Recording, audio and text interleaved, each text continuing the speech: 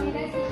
Jadi, jika perubahan tersebut tidak mengakibatkan hilangnya pengendalian, maka selisih antara nilai tercatat kepentingan non-kepengendalian yang disesuaikan dan imbalan yang dibayarkan atau diterima dicatat dalam ekuitas. Nah, jadi untuk pengendalian yang hilang, maka seluruh aset dari ekuitas anak perusahaan akan dihentikan pengakuannya dan keuntungan atau kerugian itu akan diakui. Kemudian untuk poin yang kecil itu ada kepemilikan bertingkat. Nah, jadi di sini ada kepemilikan bertingkat yang terjadi ketika induk perusahaan memiliki kendali atas suatu entitas melalui satu atau lebih perusahaan perantara. Jadi struktur ini menyebabkan munculnya kompleksitas dalam konsolidasi karena harus ditentukan kendali efektifnya atas entitas akhir tersebut. Next. Selanjutnya ada poin B, di sini bagian kepemilikan timbal balik. Nah, kepemilikan timbal balik ini itu merujuk pada kondisi di mana dua atau lebih perusahaan saling memiliki saham satu sama lain. Dalam situasi seperti ini, biasanya akan muncul resiko penggandaan pendapatan atau aset dalam laporan konsolidasi jika tidak dieliminasi dengan benar. Kemudian ada poin E, di sini ada dividen saham anak perusahaan. Nah, bagian pembagian dividen oleh anak perusahaan kepada induk ini dan pemegang saham pengendali menimbulkan implikasi penting dalam konsolidasi. Dividen yang dibayarkan kepada induk tidak diakui sebagai pendapatan dalam laporan konsolidasian, melainkan dieliminasi sebagai transaksi intra-entitas.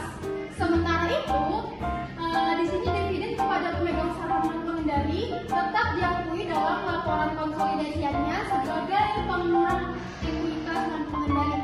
Nah, pemahaman yang tepat terhadap perlakuan dividen ini penting untuk memastikan integritas informasi keuangan yang akan disajikan.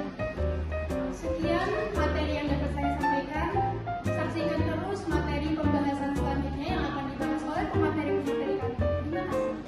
Saya Tasya Indraini dengan NIM C1C02363. Di sini saya akan melanjutkan pembahasan tentang apa itu saham reference. Saham reference merupakan instrumen ekuitas yang memiliki karakteristik gabungan antara saham biasa dan obligasi. Karena biasanya memberikan dividen tetap dan hak klien atas aset lebih dulu dibandingkan saham biasa. Dalam konteks konsolidasi, ketika saham referen anak perusahaan dimiliki oleh pihak eksternal, maka hak atas dividen dan klaim terhadap aset perusahaan tetap bisa sepenuhnya menjadi bagian dari pemilikan ini. Baik, di sini saya akan menjelaskan saham referen anak perusahaan yang beredar. Beberapa perusahaan memiliki lebih dari satu jenis saham. Setiap jenis saham memiliki fungsi dan hak yang berbeda. Saham referen biasanya mendapat prioritas atas dividen dan aset saat likuiditas, tetapi tidak memberikan hak suara. Jadi tidak bisa digunakan untuk mengendalikan perusahaan meskipun jumlahnya banyak. Karena saham referen juga punya klaim atas aset anak perusahaan, maka hal ini perlu diperhatikan secara khusus dalam laporan keuangan konsolidasi. Yang pertama, konsolidasi dengan saham referen anak perusahaan yang beredar. Dalam hasil laporan keuangan konsolidasi, jumlah ekuitas pemegang saham anak perusahaan menjadi hak pemegang saham referen harus ditentukan terlebih dahulu sebelum melakukan eliminasi pemilikan saham biasa. Contoh, PT itu memiliki 80% saham biasa dan PT anak. Sementara saham referen 100 juta, 12% dimiliki minoritas. Dividen referen 12 juta dialokasikan penuh ke minoritas sebagai klien minoritas. Tambah setelah dividen referen 38 juta dibagi 80% ke induk dan 20% ke minoritas. Dividen saham biasa 20 juta juga dibagi sesuai keuntungan. Jadi saham referen anak yang beredar menjadi klien minoritas dan dividen referen diprioritaskan sebelum laba dibagi. Yang kedua, saham referen anak perusahaan dimiliki oleh induk perusahaan. Terkadang induk perusahaan juga memiliki saham referen anak perusahaan. Selain dari investasinya pada saham biasa anak perusahaan, karena saham referen yang dimiliki oleh induk perusahaan berada di dalam entitas ekuitas, konsolidasi. Maka saham preferan tersebut dieliminasi pada saat menyusun laporan keuangan konsolidasi. Contoh dari saham preferan anak perusahaan dimiliki oleh induk perusahaan itu PT Induk memiliki saham preferan PT Anak sebesar 60% dengan nilai nominal 100 juta dan dividen 12%. Dividen preferan yang dibagikan sebesar 12 juta dialokasikan sesuai perspektifkan yaitu 7,2 juta untuk PT Induk dan sisanya untuk minoritas. Dalam konsolidasi investasi PT Induk atas saham preferan dan dividen yang diterima dieliminasi. Sementara kalian saham preferan diakui berdasarkan proporsi kepemilikan dan dividen preferan diprioritaskan sebelum laba dialokasikan ke saham biasa. Baik, di sini yang ketiga saham preferan anak perusahaan dengan provisi khusus. Dalam praktik kehidupan itu yang berbeda saham preferan. Sebagai contoh, bagian besar saham preferan adalah kumulatif. Sebagian dari partisipasi dan banyak yang dapat ditarik bukan seharga nilai nominalnya. Contoh, PT Anak menerbitkan saham preferan dengan provisi khusus seperti dividen kumulatif dan harga menariknya lebih tinggi. PT Induk memiliki sebagian saham preferan tersebut sehingga dalam konsolidasi kalian saham preferan mencakup nilai nominal, dividen enggak dan premi menarikkan dan dialokasikan sesuai kepemilikan sebelum laba ke saham biasa. Sekian materi dari saya. Jangan lupa saksikan materi selanjutnya. Perkenalkan, nama saya Indra Fauzi dengan NIM C1C02361. Saya akan menyampaikan materi ketiga yaitu mengenai perubahan dalam kepemilikan induk perusahaan. Jadi di mana perubahan kepemilikan induk terhadap anak perusahaan itu adalah transaksi penjualan atau pembelian saham. Nah, di mana di sini nanti akan mempengaruhi persentase tingkat kepemilikan induk perusahaan. Hal ini terjadi karena ada transaksi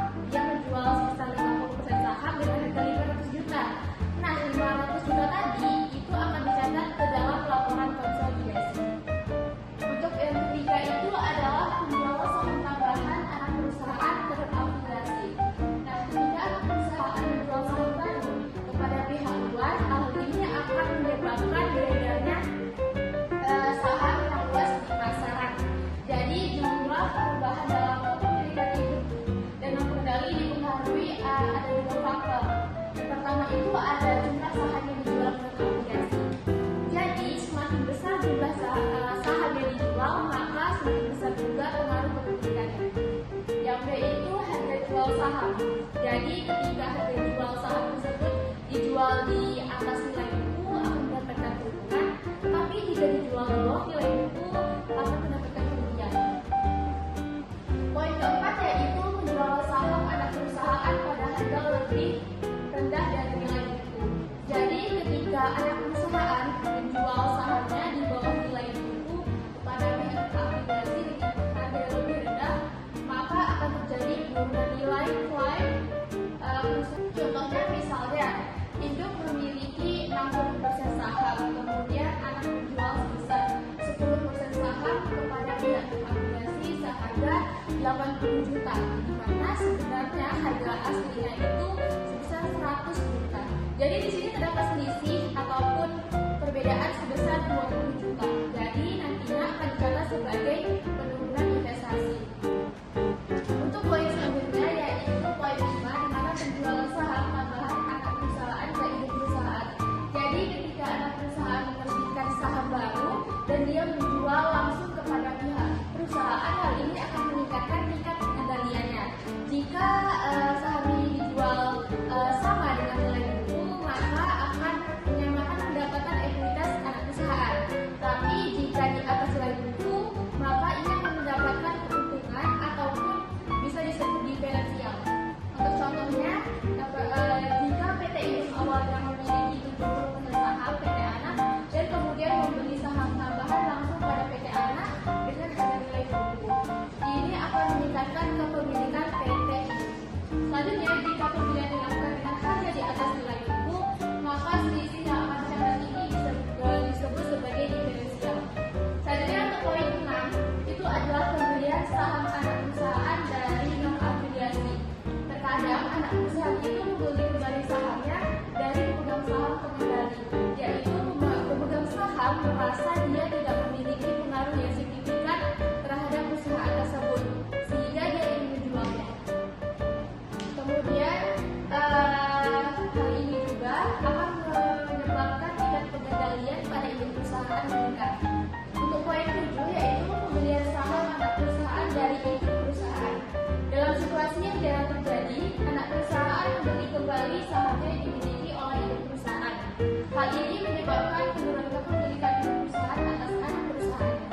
Itulah materi yang dapat saya sampaikan. Selanjutnya silakan teman-teman tonton video yang lebih lanjut.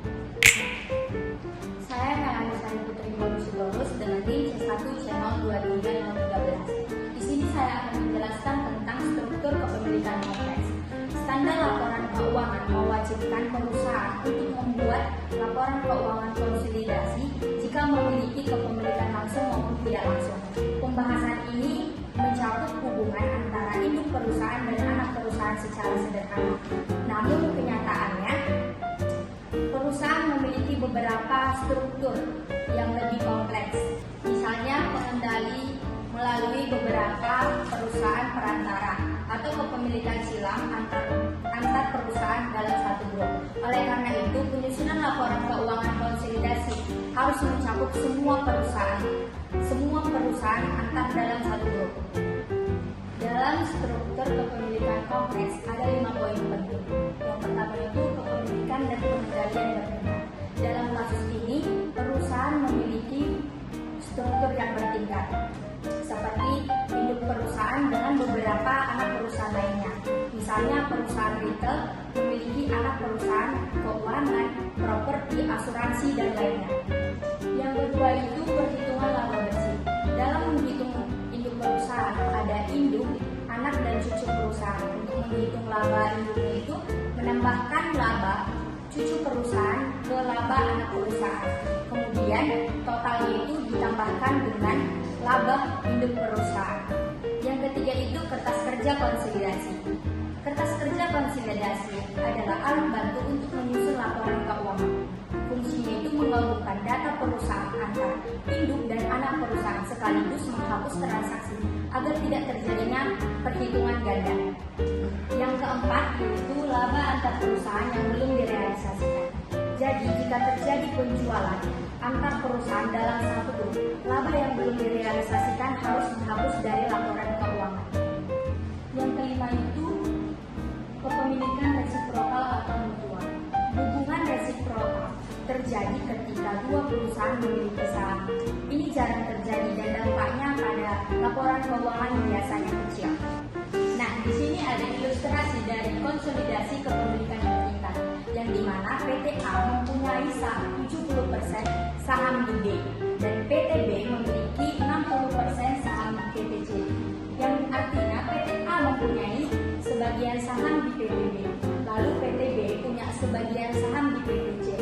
Jadi PT A juga ikut punya saham di PT C meskipun tidak langsung. Cara hitungnya itu kepemilikan PT A di PT C, kepemilikan PT A di PT B dikali kepemilikan PT B di PT C. Nah, tadi kan PT A mempunyai 70% saham di B dan PT B mempunyai 60% saham di PT C. Jadi 70% dikali 60% hasilnya 42%. Jadi kesimpulannya PT A memiliki 42% saham di PT C melalui lewat PT B. Sekian materi dari saya, ikuti pembahasan selanjutnya ya. Perkenalkan, nama saya Raja Pramaguna dengan NIM C1C023012. Di sini saya akan memperjelaskan tentang dividen saham perusahaan, yang dimana utang dividen anak perusahaan dalam bentuk saham anak perusahaan sedikit perubahan dalam air jurnal eliminasi yang digunakan dalam penyusunan laporan keuangan konsolidasi. Karena dividen saham diterbitkan secara profesional untuk semua pemegang saham biasa, kepemilikan relatif dari pemegang saham pengendalian dan non-pengendalian tetap tidak berubah. Nilai tercatat investasi pada pembukuan induk perusahaan juga tidak pengaruh oleh dividen saham. Di lain pihak, akun ekuitas pemegang saham dari anak perusahaan mengalami perubahan, walaupun total ekuitas pemegang saham tidak berubah. Dividen saham mencerminkan kapitalisasi permanen dari saldo laba, sehingga saldo laba menjadi berkurang dan saham biasa, dan mungkin juga tambah modal disetor bertambah. Dalam penyusunan laporan keuangan konsolidasi untuk periode pengumuman dividen saham oleh anak perusahaan, pengumuman dividen saham harus dieliminasi bersama-sama dengan meningkatkan saham biasa dan peningkatan tambahan modal di sektor. Jika ada pengumuman saham di dividen tidak muncul dalam laporan saldo laba konsolidasi karena hanya di dividen induk perusahaan yang dianggap sebagai dividen entitas konsolidasi. Nah, di tahun-tahun berikutnya, saldo akun entitas pemegang saham anak perusahaan dieliminasi dengan cara yang biasa. Perhatikan selalu bahwa dividen saham tidak mengubah total entitas pemegang saham. Yang terjadi hanya perubahan dalam saldo masing-masing akun di dalam ekuitas pemegang saham. Oleh karena itu, saldo penuh dari semua akun ekuitas pemegang saham anak perusahaan harus dieliminasi dalam konsolidasi sebagaimana prosedur yang biasa, walaupun telah terjadi pergeseran jumlah dari satu akun ke akun yang lainnya. Sekian materi dari saya, silakan ikuti materi selanjutnya. Baik, sebelumnya perkenalkan nama saya Jidara Syambaris Parodian dengan NIM C1C0230. Di sini saya akan membawa materi ilustrasi dividen saham. Mulai ilustrasi, pelaporan dividen saham perusahaan diasumsikan bahwa PT Induk dan PT Anak mengumumkan 25% dividen saham untuk tahun 2021 atas uang biasa senilai 200 juta rupiah dan memutuskan untuk mengkapitalisasi nilai nominal dari saham tersebut. PT Anak mencatat dividen saham tersebut dengan ayat jurnal sebagai itu. Mari kita lihat jurnal di sini. Dividen saham diumumkan senilai 50 juta rupiah di debit dan saham biasa 50 juta rupiah di kredit. Mengapa 50 juta rupiah? Karena 25% dari 200 juta rupiah yaitu adalah 50 juta rupiah. Kemudian mari kita lihat di bagian selanjutnya yang menunjukkan dampak dari dividen saham ini pada PT Entitas PT Anak. Kita dapat melihat perbandingan sebelum dan sesudah dividen saham diumumkan. Sebelum dividen saham diumumkan, jumlahnya itu adalah saham biasa PT Anak sebesar 200 juta rupiah di debit, saldo laba 1 Januari 100 juta rupiah di debit, dan investasi pada PT Anak sebesar 240 juta rupiah di kredit, dan kepentingan dan pengendalian juta rupiah dividend. Selanjutnya itu ada next. Baik, di sini ada jurnal setelah dividen saham diumumkan. Saham biasa PT Anak meningkat dari 200 juta menjadi 250 juta. Kenaikan ini berdasarkan dari kapitalisasi dividen saham sebesar 50 juta rupiah. Dan saldo laba 1 Januari tetap 100 juta rupiah dikredit. Investasi pada saham PT Anak tetap 240 juta rupiah dikredit. Kepentingan dan pengendalian 50 juta rupiah dikredit. Dan ditambahkan akun dividen saham diumumkan sebesar 50 juta rupiah dikredit. Sekian materi dari saya, silakan perhatikan materi selanjutnya. Perkenalkan, saya Alvin bersama Rahman dengan ini satu channel 2320. Di sini saya akan menjelaskan materi, yaitu materi pengaruh terhadap periode-periode berikutnya. Pada akhir tahun 2021, pengumuman dividen saham telah ditutup dan menjadi akun saldo laba anak usaha, serta tidak muncul secara terpisah dalam laporan keuangan pada periode-periode berikutnya. Dividen saham ini mengakibatkan saldo biasa lebih tinggi sebesar 50 juta rupiah dan saldo laba lebih rendah sebesar 50 juta rupiah pada pembukaan anak usaha dibandingkan jika tidak ada dividen saham. Karena eliminasi investasi dalam proses kerja konsolidasi harus mencerminkan perubahan saldo tersebut. Oleh karena itu, ayat eliminasi pada tanggal 31 Desember 2022 sebagai berikut. Jika PT Anak tidak mengumumkan dividen saham, yaitu jumlahnya saham biasa di PT Anak di debit sebesar 200 juta rupiah, saldo laba 1 Januari di debit sebesar 250 juta rupiah, investasi pada saham PT Anak di kredit sebesar 256 juta rupiah, dan kepentingan pengendalian di kredit sebesar 64 juta rupiah. Ayat 45 sama dengan ayat 5 ayat 44 kecuali eliminasi terhadap saham biasa lebih tinggi sebesar 50 juta rupiah dan eliminasi saldo laba lebih rendah sebesar 50 juta rupiah yang mencerminkan perbedaan dalam saldo kedua akun tersebut karena dividen saham. Mungkin sekian dari materi saya. Selanjutnya saya kembali kepada moderator.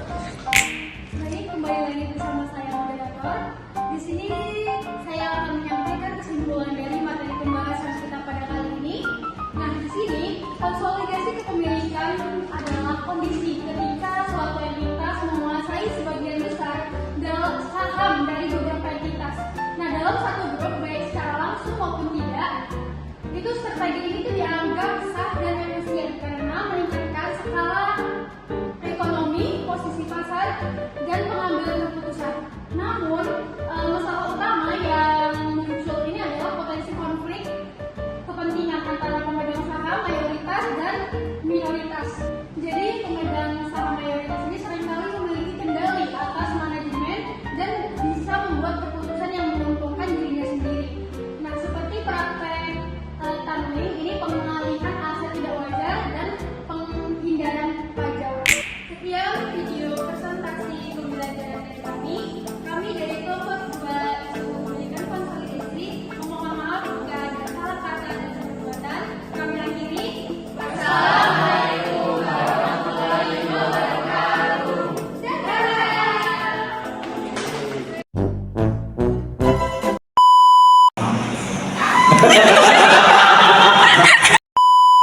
Sedikit perubahan dalam air genang. Wajibkan. Apa sih? Si bahasanya kalau sebelum tuh. Dokumentasi. Saham referan anak perusahaan yang beredar. Beberapa perusahaan memiliki Apa berartinya?